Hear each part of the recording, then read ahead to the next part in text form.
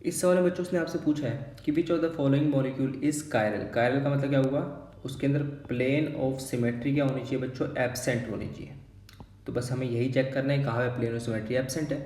तो आपको सबसे पहले जो मॉलिक्यूल फर्स्ट दे रखा है, तो फर्स्ट मॉलिक्यूल के अंदर क्या मेरी प्लेन ऑफ सिमेट्री प्रेजेंट है, बिल्कुल प्रेजेंट है बच्चों। कैसे, इसके लिए एक रूल याद रखो कि ये आपके एलियन सिस्टम होते हैं बच्चों।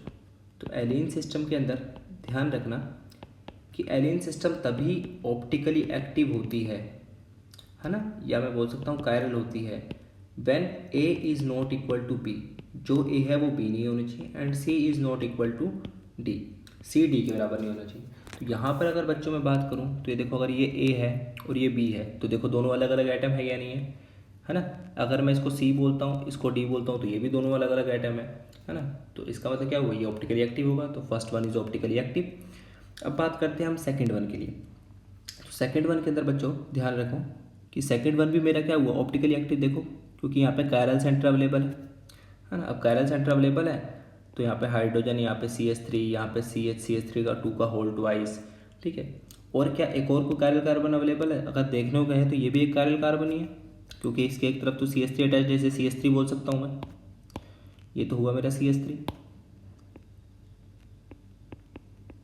एक तरफ CH2 CH3 अटैच्ड है और एक हाइड्रोजन अटैच्ड होगा। इसका मतलब ये भी दो यहाँ पे कायरल कार्बन अवेलेबल है और कोई भी प्लेन ऑफ सिमेट्री प्रेजेंट नहीं है। तो ये भी क्या हुआ, ऑप्टिकली एक्टिव। थर्ड मेरा क्या ऑप्टिकली एक्टिव होगा, तो यहाँ पे देखो प्लेन ऑफ सिमेट्री ऐसे पास हो सकती है।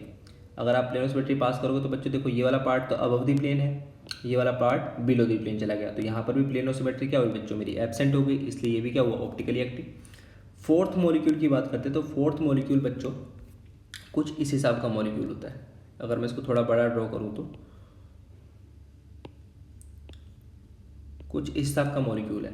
तो अगर मैं बच्चों प्लेन पास करूँगा ना, तो देखो प्लेन एक ऐसा पास होगा, और इस प्लेन में ध्यान रखना, मतलब ये तो 2 डायमेंशनल है बोर्ड, ये वाला कार्बन भी कट होगा, ये भी कट होगा। देखो प्लेन यहाँ से पास होगा जो इन सब पोर्शन को कट करता जाएगा। तो यहाँ पर एक इस तरफ मुझे हाइड्रोजन दिखेगा, तो एक मुझे पीछे की तरफ भी हाइड्रोजन दिखेगा।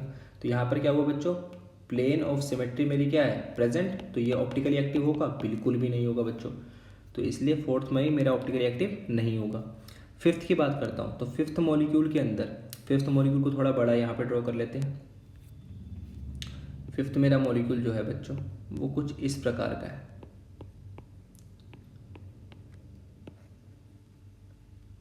ये मेरा फिफ्थ मॉलिक्यूल है।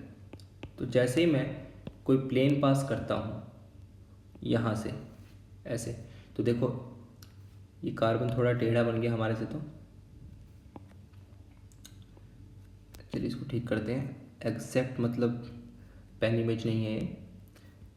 तो अगर मैं ये प्लेन बच्चों पास करता हूँ देखो, तो देखो जहाँ से प्लेन पास हुआ उससे अगले कार्बन पे कार्बोनिल, इधर भी कार्बोनिल, ठीक है।